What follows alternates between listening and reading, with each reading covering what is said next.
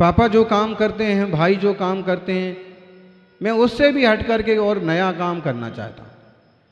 उसने खूब विचार किया, खूब मंथन किया कि क्या करा जाए। आखिर उसके दिमाग में आया कि मुझे शिल्प का काम करना चाहिए। शिल्प का काम माने पत्थर की मूर्तियां बनाई जाती हैं, कैसे पत्थर की मूर्तियां बन जाती हैं।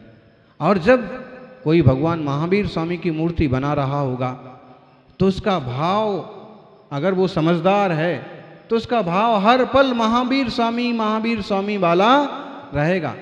और निश्चित रूप से अगर एक प्रज्ञावान व्यक्ति मूर्ति बनाए या चित्र बनाए तो महान पुण्य अर्जन कर रहा होगा। जितना रुपया अर्जन करेगा उससे कई गुना पुण्य का अर्जन करेगा। तो मैं ऐसा कुछ काम करूंगा, ये दुकान करता हूं, वो दुकान करता हूं, तो देखो कैसे कैसे विचार आते हैं। दवाएं बेचने वाले जो लोग हैं ना, मेडिकल स्टोर वाले लोग, बोलो मेडिकल स्टोर वाले लोग कब खुश होते हैं ज्यादा? मेडिकल वाले कौन कौन है? डॉक्टर्स लोग ज्यादा खुश कब होते हैं? एक सज्जन आए हमारे पास और कहने लगे, महाराज जी आशीर्वाद दो,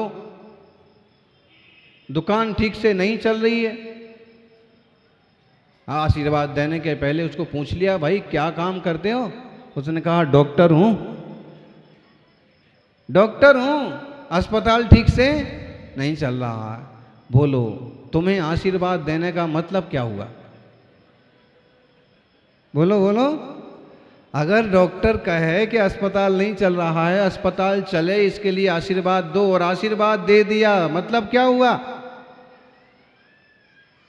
मतलब ये हुआ ना दूसरे ढंग से कि लोग बीमार पड़े, लोग बीमार पड़ेंगे तो ही तो तुम्हारी हॉस्पिटल जाएंगे। और मेडिकल वाले दुकान वाले भी अक्सर कर बोले मंदी है, बहुत मंदी है, दुकान ठीक नहीं चल रही। ठीक कब चलेगी दुकान? तो उस लड़के ने सोचा कि मैं ये दुकान करता हूं तो ऐसे दोष लगेगा, वो दुकान करता हूं तो ऐसे दोष लगेगा। अगर मैं हलवाई बन जाता हूं तो उसमें भी एक तरह की हिंसा होती है, बहुत सारे जीव पड़ जाते हैं, बरसात में तो ढेरों कीड़े हो जाते हैं, और इतना सारा अन्न, इतना सारा अनाज नालियों में फेंक देना पड़ता है। हर चीज का सदुपयोग हो सकता है, लेकिन ना करना चाहें तो लोग खाते कम हैं, फेंकते जाता है, और जहां फेंका वहां कितने ही जीव पैदा हो जाएं, उससे कोई मतलब नहीं। बड़ी सावधानी रखना ज्ञानी। बड़े बुजुर्ग ना धातु की थाली में भोजन करते थे। बोलो बोलो माताओं, आज तो आपके घर में एक तांबे का बर्तन मिलना मुश्किल है,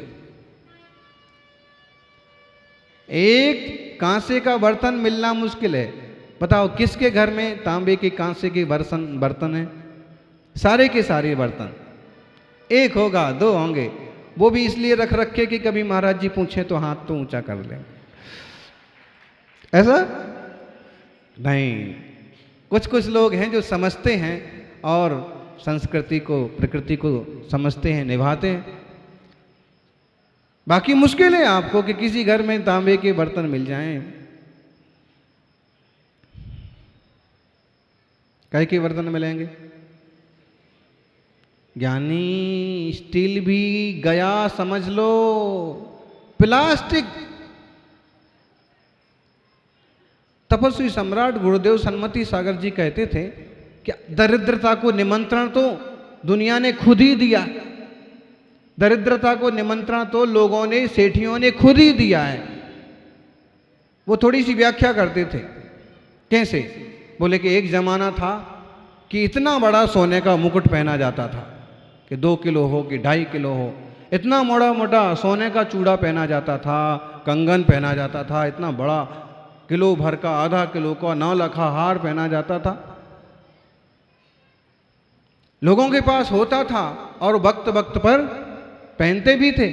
लेकिन देखिए समय का कैसा ह्रास हुआ कि बदलते बदलते सोने से चांदी पर आए चांदी से लोहे पर आए, और लोहे से अब आपको हार मुकुट तो मिलना मुश्किल है, चूड़ी भी मिलेगी तो प्लास्टिक की मिलेगी।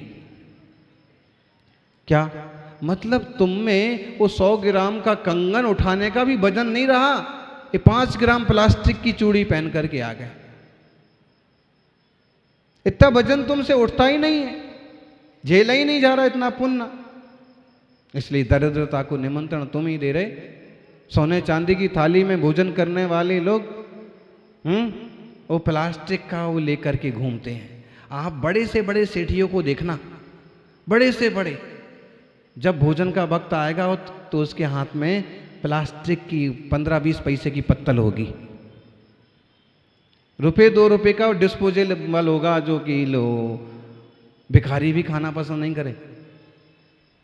मतलब क्या समय लेके आ रहे हैं, खुद ही भले फैशन के नाम पर हो। ये फैशन नहीं हो सकता है कि 100 लोग भोजन करें और सबके लिए चांदी की थाली में परोसा जाए। बर्तन वहां धातु के नहीं होंगे, कौन से होंगे? प्लास्टिक वाले, कार्बन वाले, जो कि हार्ट के लिए, कैंसर के लिए जिम्मेदार है।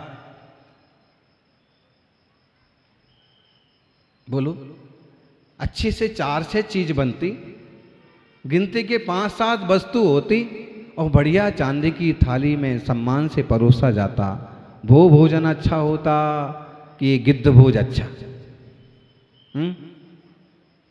लोगों की थिंकिंग बदल रही, दरिद्रता को निमंत्रण खुद ही दे रहे हैं। धर्म सभा में नहीं नाचेंगे, भक्ति हो रही होगी, ढेरों लोग मिल जाएंगे, मंदिर में तो हाथ बांध के खड़े हो जाएंगे, कहो प्रश्न करने लग जाएंगे, भगवान के सामने नाचने की क्या जरूरत पड़ी? मंदिर कोई नाचने की जगह है क्या? ऐसे प्रश्न करने लग जाएंगे। मंदिर नाचने की जगह नहीं है, लेकिन जब भक्ति हृदय में आती है तो चक्रवर्ती भी समौ क्षण में नाच पड़ता है। यानी सड़क पर नाच रहे हैं, बहू बेटियों को कोरियोग्राफर बुला करके नाचना सिखा रहे हैं। अब पता नहीं उसका रिजल्ट क्या हो, हैं? उदयपुर में हमने देखा, बच्चियों को कोरियोग्राफर के भरोसे छोड़ दिया, नाचो दिन भर नाचो। जिसके साथ दिन भर नाचेंगे परिणाम क्या होंगे? जिसके इशारों पर चलेंगे परिणाम क्या होंगे? मुंबई की एक घटना, सच्ची घटना, जिसे बड़ा अच्छा श्राविका समझते थे, बच्चों के संगीत के नाम पर उसने एक संगीतकार से मिलना चालू किया। बच्चों का संगीत तो थोड़े दिन चला, पाठशाला के बच्चे तो संगीत थोड़े ही दिन सीखे, उसने पूरा संगीत सीख लिया और अपने घर वाले को छोड़ करके उसके साथ चले गए। दरिद्रता को, बदनीति को, भ्रष्टाचार को निमंत्रण कौन दे रहा? बोलो, विचार करना कि कितना फायदा हो रहा है समाज के लिए, परिवार के लिए, नैतिकता के लिए, संस्कृति के लिए। बहुत सावधानी की जरूरत है। खुद सिखाइए ना, आपकी पाठशाला है, आपकी बच्चियां हैं, इतना बड़ा समाज है, कोई एक लेडी जैसी नहीं है। अभी देखा, बच्चियों ने इतना अच्छा से गीत प्रस्तुत किया नृत्य के साथ। जरूर किसी समाज की धर्मात्मा महिला ने उनको ये सब मार्गदर्शन किया होगा, सिखाया होगा। सामाजिक स्तर पर भी तो सावधानी बरती जा सकती है। कहना ये चाह रहे थे कि दरिद्रता को निमंत्रण मत दो। हमारे पुरखे ना सोने की, चांदी की, तांबे की थाली में भोजन करते थे और भोजन करने के बाद उसको भी धो करके पी जाते थे। धो करके पीना, ऐसे लगेगा कि देखो कितने कंजूस हैं, थाली में एक दाना भी नहीं छोड़ा। लेकिन उसके पीछे की अहिंसा को समझना, वो इतना सोचते थे कि अगर इसमें एक दाना लगा रह गया और थाली धोने वाले ने 2-4 घंटे की देर कर दी तो पता नहीं कोई मक्खी आके इसमें चिपक जाएगी चावल में और मर जाएगी, अथवा किसी ने ध्यान नहीं दिया और शाम तक पड़ी रहेगी तो 25 चींटियां आ जाएंगी, और धोने वाले ने अचानक से उठा के और सारा धो डाला तो सारी चींटियां मारी जाएंगी। माने हम अपने पुरखों को या बड़ों को या मुनिराजों को, वृत्तियों को ऐसा न समझें। कि वो कंजूस हैं कि एकदम धोखे पी गए। मुनिराज को तो देखो, अंजुली में एक दाना भी लगा हो तब भी उसे वो ग्रहण करते हैं, अंत में खाली हाथ हो जाते हैं, कुल्ला करते हैं, बैठ जाते हैं। हाथ में क्यों भोजन करते हैं मुनिराज? ताकि एक भी दाना ना फेंकना पड़े, बाद में उसमें जीवोत्पत्ति हो सकती है, अन्न का दुरुपयोग हो सकता है। ज्ञानियों, थोड़ा थोड़ा अपन भी समझदारी से काम करें। कल एक सज्जन आए और कहने लगे, महाराज जी, यहाँ की भोजनशाला में बहुत सारी चीज़ें बनती हैं, आप यहाँ के श्रावकों को समझाओ कि कम चीज़ें बनाएं। हमने कहा कि भाई, इसमें हम क्या कर सकते हैं, बोलो? ये तो तुम यहाँ के कार्यकर्ताओं से बात करो कि वो क्या करें, कितने अच्छे लोग परोसगारी के लिए रखें, किस ढंग से निरीक्षण करें, किस ढंग की वस्तु लाएं कि जिसमें कम से कम दोष हो और ज़्यादा से ज़्यादा लोगों को तृप्ति हो। भाई, तुम एक अच्छे इंसान मिले कि कहने आ गए कि वस्तुएं ज़्यादा बनती हैं। कोई एक आध ऐसा भी लालची जिह्वा लोलुपी हो सकता है कि जो ये सोच रहा हो कि इतनी कम चीज़ें बनी। संसारी लोगों को आजकल जीभ का जो है ना बहुत चटका लगा हुआ है, उनको ये चाहिए वो चाहिए। बोलो ज्ञानी, क्या क्या चाहिए हैं? अनंत पर्यायों में क्या बचा जो इस मुंह के अंदर ना गया, जीव ने ना चखा हो? अब अपन विवेक रख लें, चाहे वो सामूहिक भोजन हो, चाहे वह सामूहिक कार्यक्रम हो, चाहे व्यक्तिगत हो। तो ज्ञार्थ परिणमन मत करिए, नए कर्मों के आश्रव बंध से बचिए। उदय गदा कम मनसा जिणवर वसे मृणियदिना भणिदा तेसु विमूढ़ो रत्तो दुट्ठो बा बंध मणु हवदि। जिन भगवान ने, तीर्थंकर स्वामी ने संसारी जीवों के ज्ञानावर्णादि कर्मों के उदय प्राप्त कर्मांश नियम से होते हैं ऐसा कहा। ज्ञानावरण आदि कर्म हैं तो उनके उदय भी हैं। इन उदय प्राप्त कर्मांशों के होने पर यह जीव नियम से मोही रागी द्वेषी होता है। उस सेवक ने विचार किया कि ऐसा कुछ काम करा जाए कि जिसमें कम से कम दोष हो, और उसने निर्णय कर लिया कि ठीक है, अपन शिल्प का काम करेंगे। शिल्पकार के पास पहुंचा, किसी अच्छे शिल्पी को गुरु बनाएंगे। और शिल्पी के पास पहुंचा, उसने अपनी बात रखी कि बहुत ज़्यादा जद्दोजहद करने के बाद मैं आपके पास आया हूँ, मुझे आप सिखाइए मूर्तियाँ कैसे बनती हैं। मूर्ति बनाऊंगा तो दिमाग में भी भगवान का सीन रहेगा, शुभ उपयोग रहेगा, मुझे कम से कम पाप लगेगा, मेरी आजीविका भी चल जाएगी। शिल्पी ने उसकी तरफ एक नज़र उठा के देखा, वापस अपना काम करने लगा। उस युवक ने फिर कहा कि साहब सुना ना, मैं सीखना चाहता हूं, आप मुझे सिखाइए।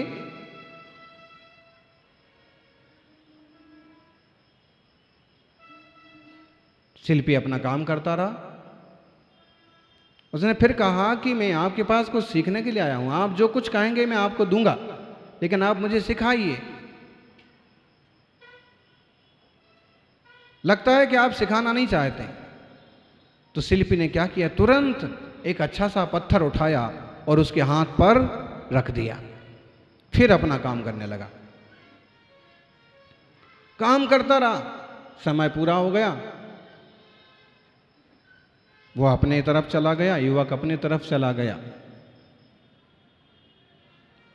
दूसरे दिन फिर आया, फिर उसने पत्थर पकड़ा दिया।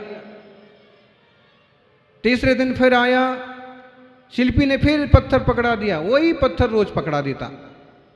लड़के को लगा कि मतलब कर क्या रहे हैं, ये सिखाना तो कुछ चाहते नहीं है, रोज मैं सिखाने की बात करता हूँ, वो पत्थर पकड़ा देते हैं, मैं पकड़े रहता हूँ, पलटता रहता हूँ, उलटता रहता हूँ। 3 दिन हो गए, 4 दिन हो गए, 5 दिन हो गए, 6ठा दिन भी बीत गया, वो बहुत झुंझला गया। उसने कहा कि मुझे मूर्ख समझ रखा है क्या? 7वें दिन पहुंचा, उसने कहा आज तो बिल्कुल फैसला ही करके रहूंगा, अगर कुछ नहीं सिखाना है तो समय क्यों बर्बाद कर रहे हैं। पहुंचा, शिल्पी ने बस उसका पांव की आहट सुनी और अपना काम करता रहा, और इधर से एक पत्थर उठा के उसके हाथ में रख दिया। उसके हाथ में जैसे पत्थर रखा तो उस तो रोष में ही था कि बिल्कुल आज फैसला करना है कि कुछ सिखाना चाहते हो तो सिखाओ, वरना मुझे आप छोड़ो, मैं अपना कोई और जगह ढूंढूं, आज फैसला करना है। तब भी पत्थर हाथ में आते ही चौंक गया, वो एकदम से ठहर गया, और उसने शिल्पी को कहा, कहना तो ये चाहता था कि क्या सिखाओगे, कब सिखाओगे, या तो मुझे जाने दो, लेकिन तभी बोल पड़ा कि साहब आप जो पत्थर मुझे रोज देते थे, ये पत्थर वो पत्थर नहीं है। शिल्पी ने कहा, बेटा तुम सचमुच सीखने के काबिल हो, तुम्हें ये समझ में आ गया 6 दिन में कि ये पत्थर वो पत्थर नहीं है जो कल तक मेरे हाथ में था। उस युवक को समझ में आ गया कि 6 दिन से मुझे पत्थर की पहचान सिखाई जा रही थी। गुरुदेव भी अपने प्रवचन में रोज रोज एक ही पत्थर आपको पकड़ा देते हैं, रोज रोज एक ही ज्ञान की, चेतना की, आत्मा की बात पकड़ा देते हैं, रोज रोज वही भेद विज्ञान की, वही नैतिकता की, वही सदाचार की, वही संस्कृति की बातें आपको पकड़ा देते हैं। रोज रोज पत्थर पकड़ाते पकड़ाते कभी वो पत्थर पकड़ा दें जो भेद विज्ञान का हो, जो रत्नत्रय का हो, तो आपको निश्चित ध्यान में आ जाएगा कि ये कुछ नया है। आज जो 3 प्रकार की चेतना की बात हुई, ये कोई नई बात है। मतलब ढेर सारे जीव कर्म चेतना में ही पड़े हुए हैं, ढेर सारे जीव कर्म फल चेतना में पड़े हैं। कोई भाग्यवान जीव हैं जो ज्ञान चेतना की ओर बढ़े हैं, और उन ज्ञान चेतना वालों में कहीं ना कहीं हमारा भी नंबर लगना चाहिए। हम भी ज्ञायक स्वभाव को जान करके परिपूर्ण ज्ञान को उपलब्ध हों। कर्मों के अंश का भोग करते करते बहुत भव बीत गए, अभी राग द्वेष मोह से ऊपर उठ करके निज चेतना को उपलब्ध हों। यही मंगल भावना। जय बोलिए 24 तीर्थंकर भगवान की।